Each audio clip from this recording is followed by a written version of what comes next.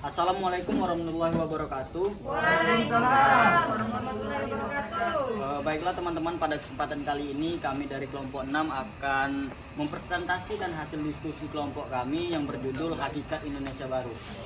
Adapun anggota dari kelompok ini yang pertama saya sendiri Enggi Ramadan, dan ada teman saya Suci Kurnia dan Muhammad Yunus dan juga Ita Roswati dan juga Ibu Rosida.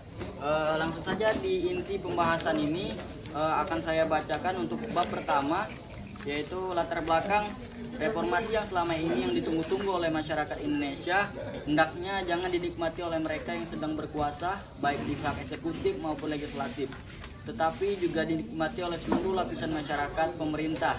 Jangan hanya memikirkan bagaimana mencari pendapat sebanyak-banyaknya dengan pengorbanan yang sekecil-kecilnya, sehingga berujung untuk meningkatkan pendapatan asli daerah melalui pemungutan pajak dan retribusi. Karena semakin meningkat, hanya semakin banyak pungutan pemerintah hendaknya menilai kembali sudah berapa banyak mereka bekerja selama ini, apakah sudah tepat apa yang dikerjakan atau belum. Dengan adanya reformasi, setiap pemilihan hendaknya dipertimbangkan untung ruginya dari berbagai segi secara seksama, bukan dalam segi ekonomi dan politik, tetapi juga segi budaya, agama, moral, dan adat istiadat, hukum dan sosial, sehingga tidak ada yang dirugikan. Hubungan legislatif dan eksekutif. Hubungan antara satu lembaga negara dengan lembaga negara lainnya yang diikat dengan prinsip check and balance, di mana lembaga-lembaga negara tersebut diakui sederajat tetapi saling mengendalikan satu sama lain. Sebagai akibat adanya mekanisme hubungan yang sederajat itu, timbul kemungkinan dalam melaksanakan kewenangan masing-masing terdapat perselisihan dalam menafsirkan amanat Undang-Undang Dasar. Hubungan eksekutif dan legislatif pada masa sebelum amandemen Undang-Undang Dasar 1945 atau dengan kata lain pada masa Orde Baru adalah sangat baik. Bisa dikatakan demikian karena hampir tidak ada konflik antara eksekutif dan legislatif pada masa itu. Soeharto sebagai pemegang tampuk kekuasaan pada masa itu menggunakan superioritas lembaga eksekutif terhadap DPR dan peran fungsi ABRI menghasilkan kehidupan politis yang stabil. Hal ini sangat berbeda dengan masa setelah Orba atau Orde Baru, yaitu pada masa reformasi legislatif tidak mau lagi hanya berdiam diri menuruti segala apa yang dikatakan presiden. Bahkan cenderung di kekuatan legislatif kini semakin kuat. Hal ini bisa dilihat ketika DPR menjatuhkan impeachment terhadap Gus Dur. Hubungan kerja adalah mengenai proses pembuatan undang-undang antara Presiden dan DPR yang diatur dalam pasal 20 ayat 2, 3, 4, dan 5, yaitu setiap rancangan undang-undang harus dibahas oleh Presiden dan DPR untuk mendapatkan persetujuan bersama. Ayat 2. Jika rancangan undang-undang itu tidak dapat persetujuan bersama, maka rancangan undang-undang itu tidak dapat diajukan pada masa persidangan itu. Ayat 3. Presiden mengesahkan rancangan undang-undang yang telah disetujui bersama. Ayat 4. Dan apabila Presiden dalam waktu 30 hari setiap undang-undang itu disetujui bersama, undang-undang dan wujud diundangkan. Ayat 5. Keseimbangan administrasi negara. Pemerintah baik badan eksekutif maupun legislatif di daerah harus menyeimbangkan antara konsensus nasionalisme hukum tentang efektivitas atau kekuatan deskriptif dan konflik demokrasi hak asasi tentang kebebasan legislatif.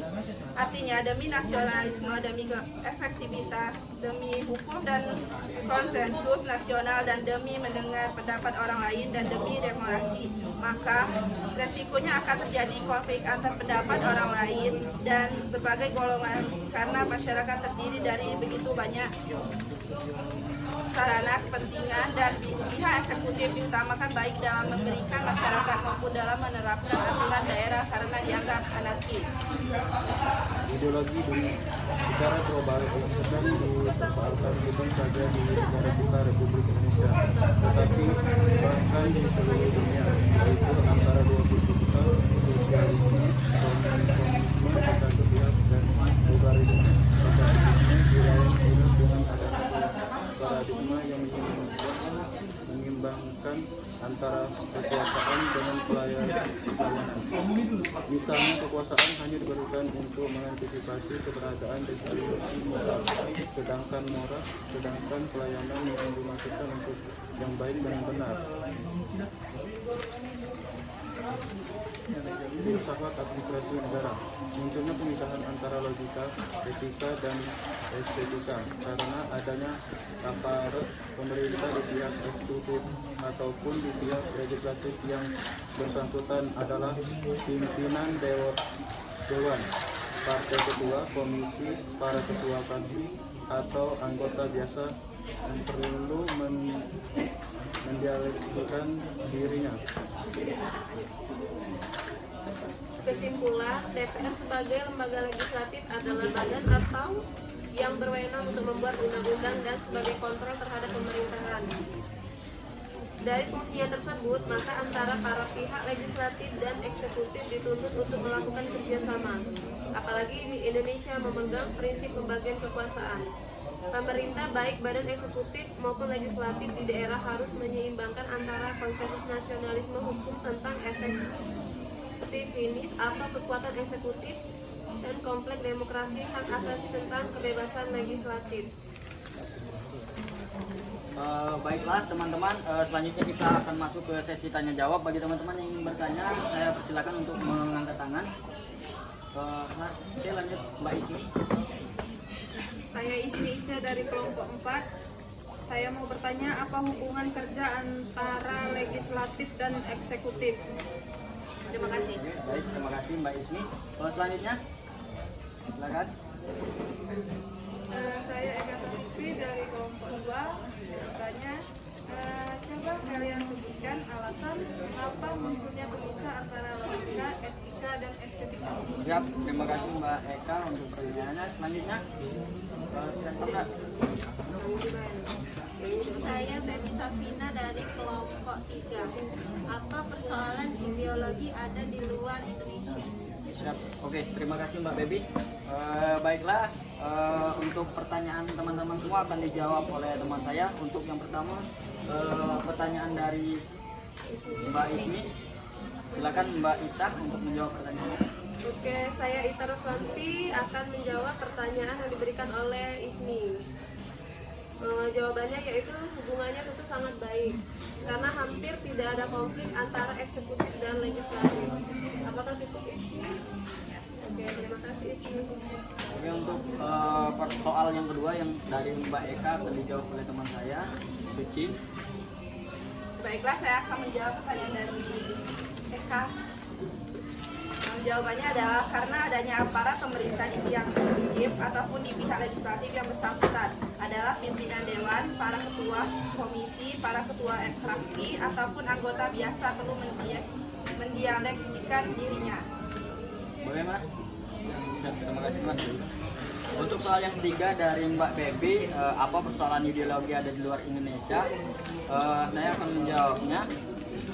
Jawabannya yaitu ada secara global yang sedang dipersoalkan bukan saja di negara kita, Republik Indonesia, tetapi bahkan seluruh dunia, yaitu antara dua kutub besar, sosialisme dan komunisme di satu pihak dan liberalisme, kapitalisme di lain pihak, dengan adanya paradigma yang menyeimbangkan antara kekuasaan dengan pelayanan. Misalnya kekuasaan hanya diberikan untuk mengantisipasi keberadaan dekadensi moral, sedangkan pelayanan yang dimaksudkan untuk yang baik dan benar.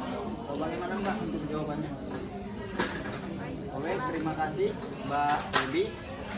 Mungkin itu saja hasil presentasi diskusi kami kali ini. Lebih dan kurang kami mohon maaf. Kami ucapkan wassalamualaikum warahmatullahi wabarakatuh.